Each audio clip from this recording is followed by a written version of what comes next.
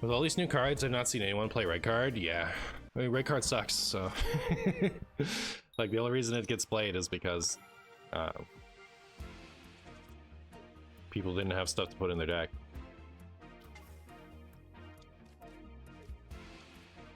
It does feel like the room is tightening, right? Like we didn't get any like really amazing trainer cards except like this one for specifically psychic decks, but you know, green, that's good. Definitely worth considering. I'd put that over red card for most things. Don't hit Professor's research. Pokeball I would have liked to, but it's okay.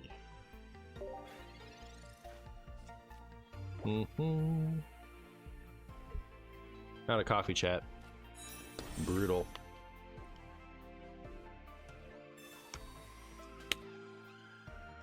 I person the other day used telescope and then red card me when I had 3 cards in hand. They lost the game. Yeah. It's so mid. Early off the top, let's go. Unlucky.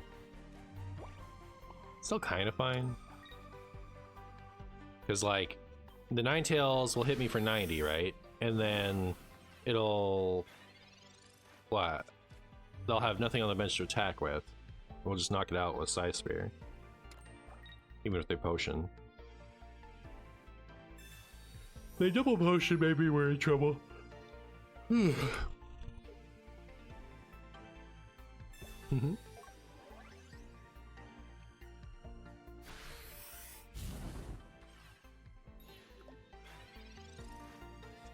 All right. Not Professor's research, please. All right, that was fine. I didn't want to draw that. I guess I'll attach to here still. Lee feels decent. Yeah, I think she's pretty decent. I'd run her a lot of stuff. I had a person the other day. Okay, I read that one. Womp womp.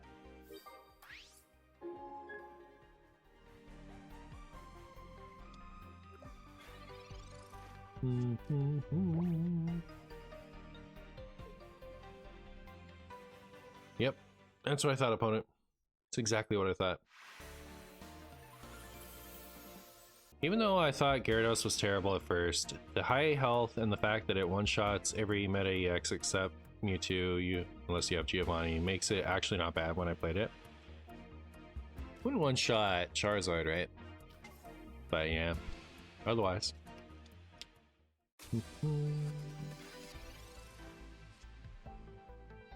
Alright, well, I guess I do this before I pull a Psychic Pokemon out of my deck with Pokeball, right?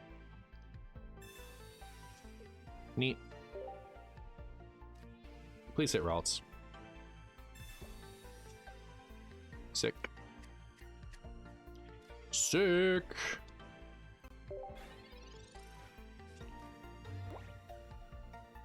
What is the Warlock type in Pokemon? I mean, they have Dark type. Dark type didn't used to mean Poison type. It used to just mean Dark type.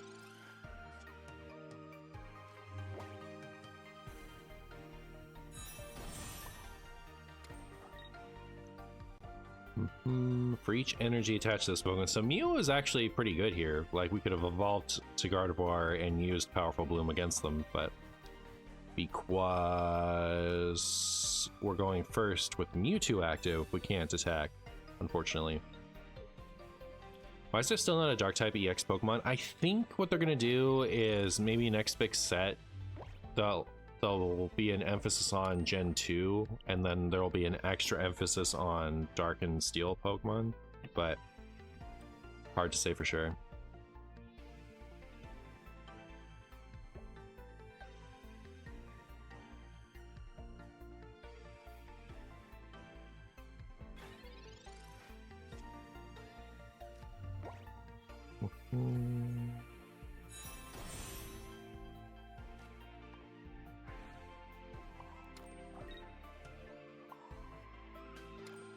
Guess I'll put out this Ralts. Why not? Why not?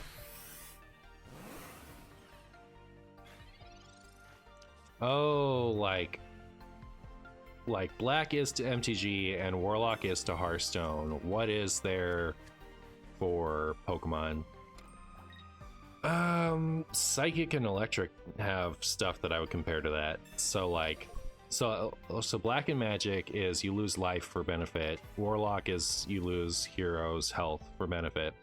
And the Pokemon like Electrode frequently have abilities that knock themselves out to do something big. And then so that's like prizes or points in Pokemon are the life or hero health of Magic and Hearthstone. So opponent is a One Piece fan. So like Electrode has that, and Ghost Pokemon from Psychic have that. So there's a Mismagus that knocked itself out to draw until you have 7 cards in hand. Card actually got banned. It's pretty funny. And then we have Dusknoir right now, which knocks itself out to put damage on the opponent's board. So I would say Electric and Psychic have those themes in Pokemon. Like there's literally an evil type. It's just it was translated to dark instead of evil in from Japanese to English.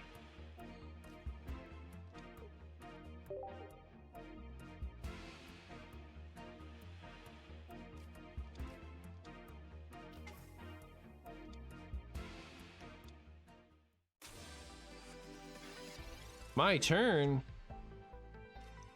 All right, let's go draw a card. Oh no. Where's Tit? You hate to see it. Alright, well that wasn't great.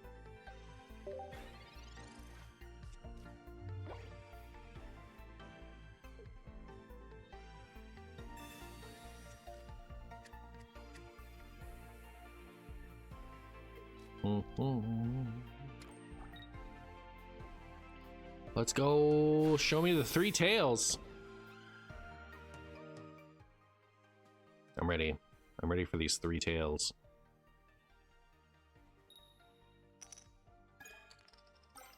Yeah, I'll take 2 tails. What are your top 3 pocket decks based on your personal liking, what you think is fun? I like Pikachu with the Surge package. I like the Celebi deck is really fun, and I like Dragonite.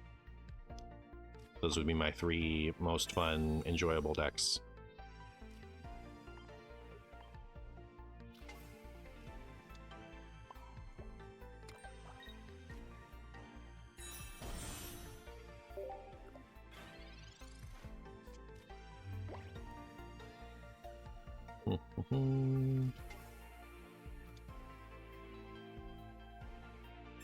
Wow.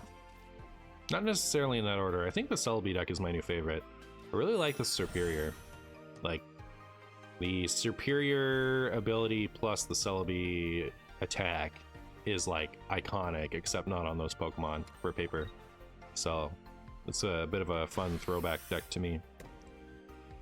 Have you tested new Raichu as a primary attacker? I have not. It's just 60 active and 20 to each bench, right? So it's a little like you can power that up, but you have to use Magneton and Lieutenant Surge, and it's so clunky. So I'm not expecting that to be worth doing.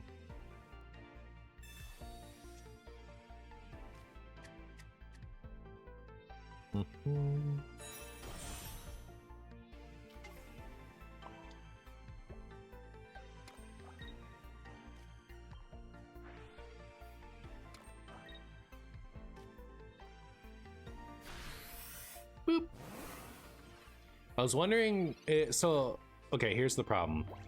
The old Raichu is such a good finisher. It really is. It's so good as a finisher. That, like, why would I sacrifice that to run the new one as a tech in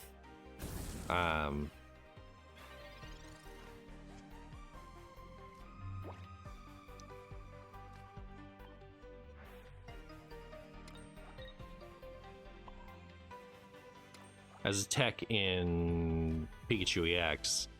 But, you know, I think you can probably go a 1-1 split, right? Because, like, there are times when your best option is to attack with Raichu, but you know, 140 is going to move all the energy off your board and leave you with nothing to do following. Like, I think you could probably go a 1-1 split, and that might be worth doing as far as running, like, Raichu, Lieutenant Surge, and a Pikachu EX deck. Am I having more fun playing Pocket or TCG Live? I like TCG Live. Well, I like the paper TCG much better than Pocket.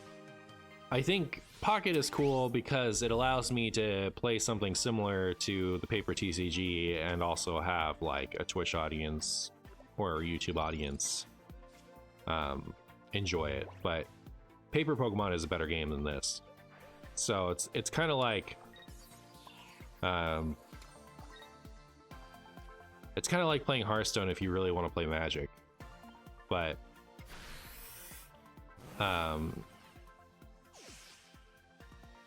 yeah, I don't know. I'm having fun in Pocket, but like I would rather play, you know, like if I could, you know, if I would be as successful or more successful with live, like streaming live over Pocket, you know, like I'd love to do that because I have more fun playing that game.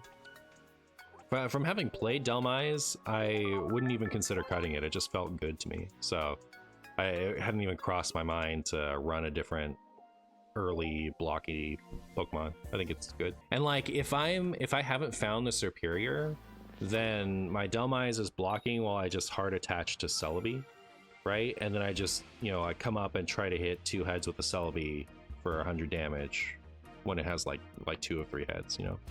So I feel like the Delmise is a good enough backup plan for not finding Superior, just as far as giving you time to get enough energy on Celebi to be able to hope to get a knockout. So you never manually power up Anchor, you just 1 energy? Yeah, I wouldn't try to get 4 energies on Anchor ever. I like what I was doing was I was putting 1 energy on the Delmise and chipping with it, and then if I get Superior up, it only takes 1 more energy to do 90. So the bonus energy, if I had access to my Celebi, I would just power up Celebi with that. And then if I get Superior, great, and if I don't, then my Celebi at least does something. Ooh. Chat. Theoretically,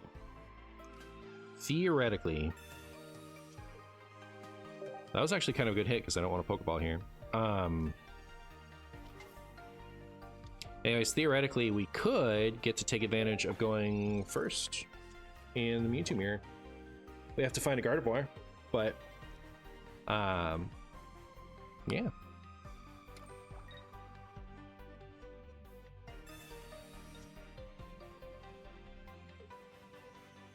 Haha, they didn't draw anything, just like we didn't. Ooh. All right.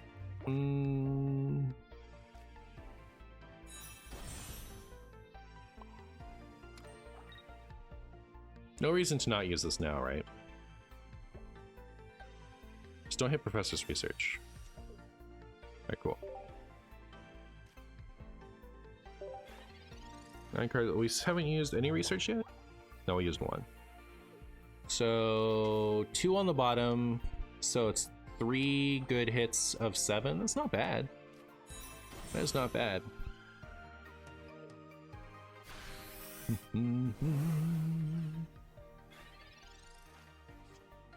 Oh, too bad. I was really excited to get to pull that off. In that case, I'm going to do this.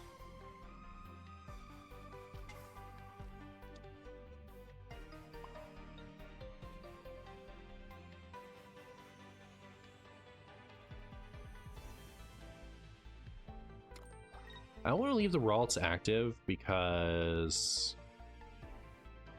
Okay, so what I'm going to do is I'm going to retreat the Ralts because I don't want them to just attach energy to Mew and Psyshot, right? because then my potential follow-up isn't as good if they have genome hacking active. But if I do this and they have X speed and Gardevoir, then I can top deck my own Gardevoir, hit with the Mew on the bench for knockout, and then they don't have a Mewtwo up with enough energy to do the counter knockout. So from there I could stage a comeback.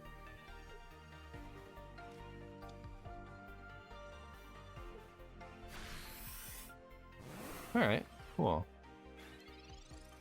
There's Gardevoir.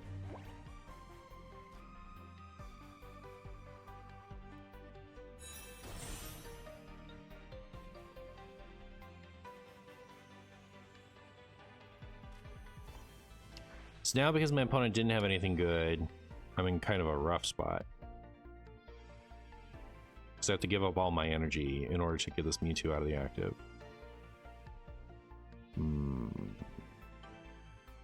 I guess I'll just stick to my guns. Because if they get Gardevoir now, they knock out Mewtwo just fine. That's not as strong a position as I was in before.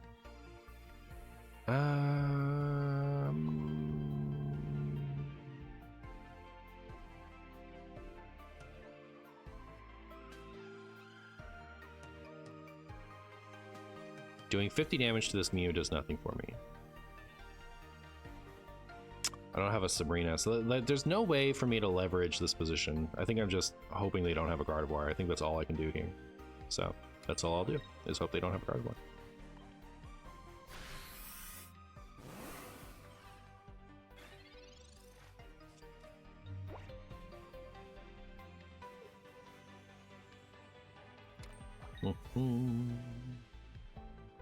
That was not have a Gardevoir behavior.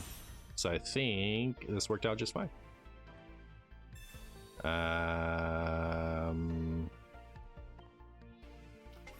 Yeah, I can't give up a point because then I can't lose a Mewtwo. I need to be able to lose a Mewtwo.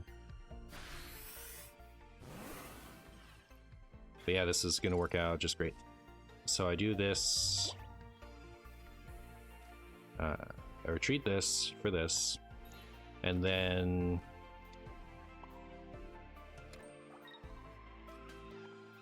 they either have a, yeah, if they knock this out, then I just come up with Mew and win.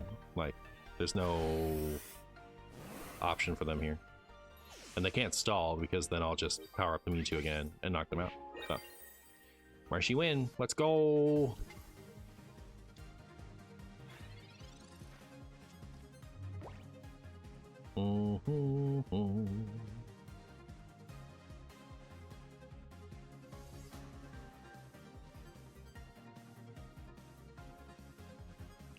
Opponent, close the app. For shame.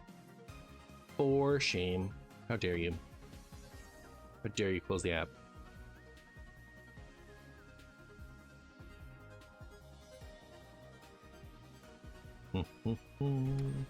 Alright, there we go. Cool, cool. I'm into it. There's a card in Paper, Hex Maniac. It's a supporter. Until the end of your next turn, Pokemon have no abilities. And I can imagine that being really nutty for Pocket.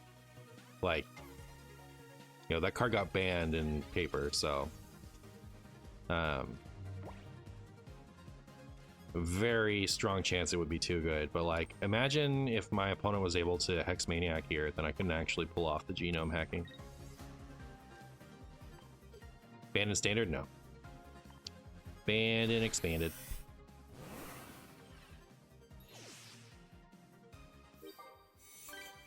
How often do cards get banned in Standard? Not very often. So I think like Lysander, the card Lysander's trump card got banned in Standard, and then like I think the Miss Magus, and there was another supporter at the same time as the Miss Magus that knocked itself out to draw cards, got banned in Standard. And I think one of the unknowns got banned, like one of the unknowns that won the game, I think it got banned in Standard, but I don't really remember. But like it's just a handful gets banned in Standard. Like it has to be really over the top. I feel like the Dusknoir has some possibility to get banned in standard, but it usually happens to support cards because like items and supporters, that when it comes to like when a Pokemon is too strong, they prefer to print like a counter card in a subsequent set rather than actually ban a card.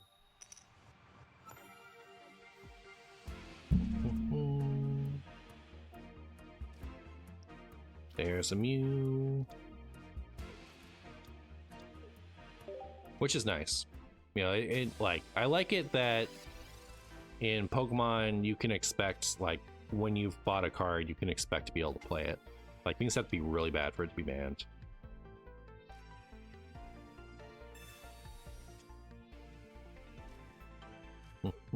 Oh. Well. My opponent didn't want to play that out. Feels so bad that Weezing needs to be in the active spot for its ability. I prefer to think of that as, like, you know, its attack is 1 for 30 in poison, but you have the option to not deal the 30 to not have to attach an energy. That's how I look at it. But if you if Weezing could just poison from the bench, that card would be ridiculous. It's gonna be like you can only trade cards of the same rarity. That's not how it sounded. I mean, like, that would be okay. Like, if you could trade 1 for 1, but you could trade anything. It sounded like not every... I forget what their exact wording was. Like, just because it's been a minute since I've read the announcement. But it sounded like certain cards will be tradable. So, I think that not every card is going to be, like, available to trade, is how I interpreted what I read.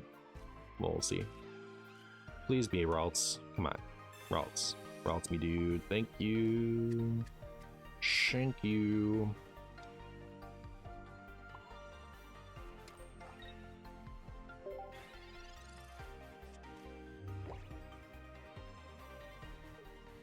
What does Burn do in the TCG? The first iteration of Burn was like Poison, but instead of dealing 10 damage, you would flip a coin. Man, this hand is so much better than my last hand. Thank you, opponent. You flip a coin, and if tails, you take 20 instead of just taking a flat 10. If heads, you would take nothing.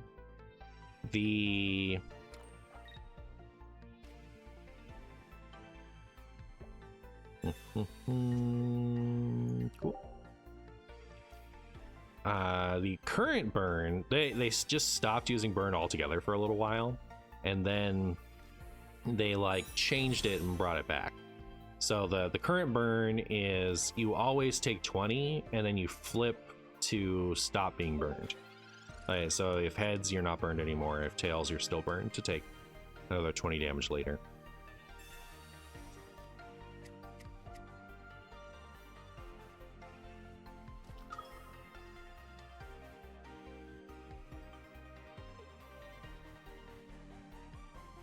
Imagine if trading is one to trade only. You imagine promo cards won't be tradable? I think if promo cards aren't tradable, then it really like devalues continuing to participate in promo events, right? Like, why would you keep playing after you get your max number if you can't trade the promos later? I feel like trading promos is also just necessary as far as like getting those cards to people who couldn't be playing. So I think what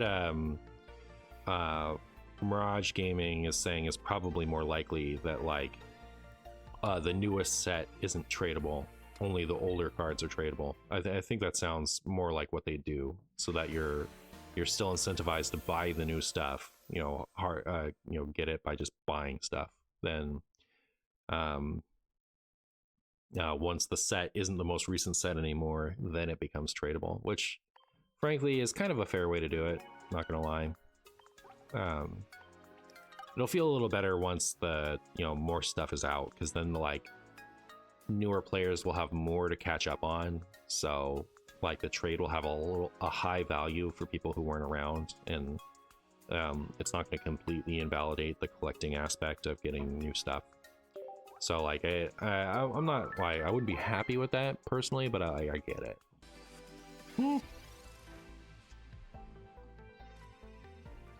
Krabby.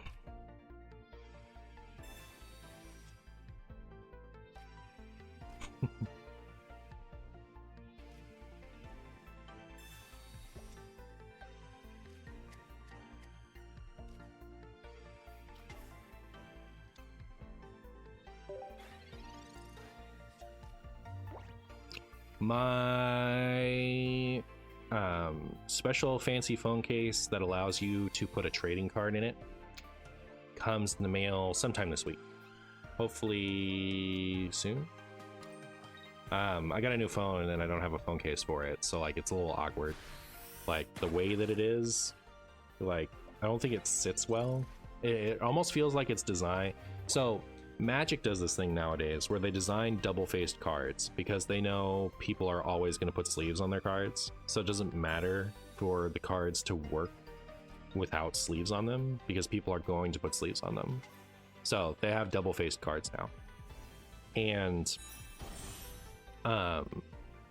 that's how this phone feels. This phone feels like it's not very ergonomic for, like, it doesn't really make sense. So the camera, right? I don't know if you guys can say. The camera is so like not level with the rest of the phone, right? So it's not like in my old phone where if I didn't have a case, it could just rest on the table flat and it's fine. Like this doesn't rest flat because of how all the little camera things pop out. So it feels like it needs a case, basically. You know, it's not. I can't even just be nice with it and it's fine. I need to put a case on it. So that's thing number one. But also, like, I'm just excited because I always wanted one of those. I always wanted one of those cases that shows the card, right? You can slide a real trading card into it and show it off. But my previous phone was too old. Like, it wasn't supported. So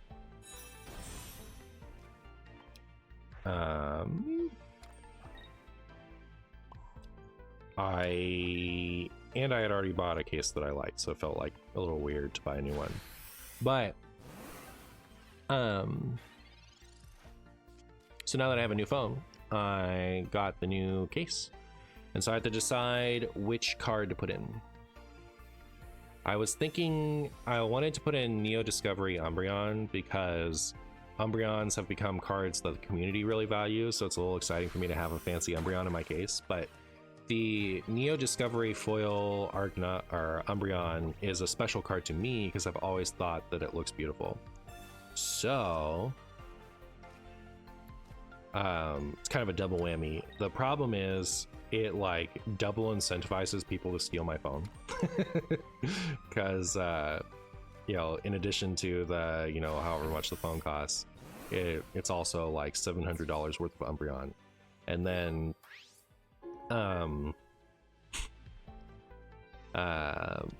then there's also like, you know, the double chance of damaging the object, right? Because now if you drop your phone, you're not just dropping your phone, you're dropping an expensive card. So I feel like, you know, as much as that otherwise I think is the perfect card to put in there, I think I probably need to just pick something else. So Neo Discovery Kabutops and Neo Genesis Steelix are also cards that I have a lot of nostalgia for that would be cool to show off there, but they're cards that I'm probably going to want to play with, and I don't think I have surplus. I think I only have as much Kabutops and Steelix as I would need to play that deck. So I have a non-foil Aquapolis, I believe. It might be Skyridge, but I think it's Aquapolis Umbreon. Which, because it's non-foil, is, you know, not something that I would want to damage because, you know, it's a little pricey, but like, it's not like if something happened to it, I would be like, no, I'm just out, you know, my really valuable collector item. So I'm kind of leaning towards that one. Plus, like, I really like the e-card template. So maybe that's kind of what I'm leaning towards. I also might pick a scissor. Scissor has a couple like really fun cards like Dark Scissor, E-Card Scissor, maybe even Original Scissor would be fun to put in there. But yeah, I definitely want something from back then. Would Neo Genesis Slowking see play? It would depend. If they stuck to the mistranslation that led it to be broken, yes, it would be unbelievably good. If they translated it, like fixed the translation, gave it the errata that Wizards should have given it at the time, then no, it'd be terrible. It'd be awful. So the Neo Genesis Slowking had, I know I've told this story 1,000 times on stream, so why not tell it again? That's what I always say. The Neo Genesis Slowking had what was functionally an ability. They were called Pokemon powers back then. But its ability was when your opponent would try to play a trainer, they would have to flip a coin, and if tails, instead of being played, it would go to the top of their deck. So not only when you try to play a trainer do you not get the effect of the trainer, but you miss out on your next draw. So you would typically be using your trainers to try to draw into, you know, the Pokemon you need to set up at the time. So if you get the tails on the Slowking, it sets you back. And the card as printed in Japanese only works in the active spot.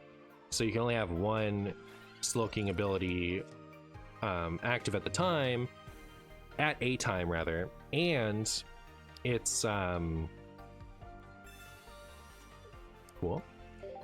Its attacks were bad. It was like 3, I think it had Psychic, so it did like more damage the amount of, no, maybe like, was that like a weird headbutt card? I think it might have done like a small amount of damage, flip a coin, and then do a little bit more damage, because Psychic was actually kind of a decent attack. I would be surprised if it had Psychic. I just don't remember. I haven't looked. The attack was incredibly forgettable, right? It doesn't matter what its attack does. It required 3 energy and did not deliver 3 energies worth of power, so it just wasn't good. The it was, if heads 10 plus confusion, 20 base, so it was 20, and if heads 30 plus confusion, brutal. Yeah, that's trash. So like you never wanted to attack with it, so you would never want it to be active, but it was mistranslated when it was brought when it was, you know, went global, and the English version of the card did not have the active spot stipulation. So you could get 4 Slowking on your bench, and your opponent would have to flip 4 coins every time they would try to play a trainer. And if, you know, if any of them were tails, the card would not be played and would instead go on the top of their deck.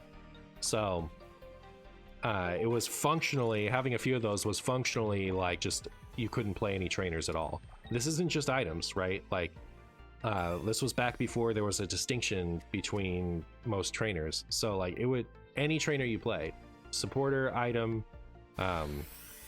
anything, back on the top of the deck. So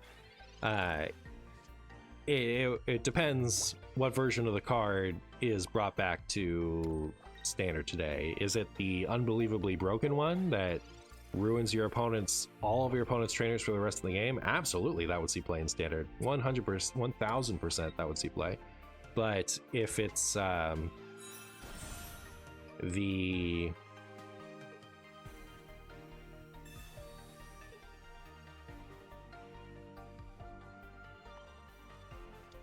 I don't know, that might be stupid. I think it's probably fine, because they're only going to blizzard me once, right? Then I'm going to come up and knock it out with the Mewtwo. But yeah, if it was the correctly translated one, absolutely not. There's not a time in all of Pokemon history where that card would be good. So.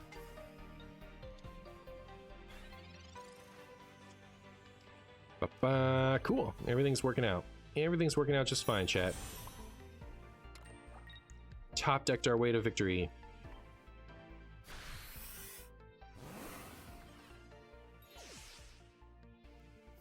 Is Mr. Mime a good card? Would base set Jungle Mr. Mime? So Jungle Mr. Mime had Meditate, so a Psychic and a Colorless for 10, plus 10 more for each damage counter on the defending Pokemon. So those type of attacks don't really work anymore, which is kind of sad, because I think they've always been cool.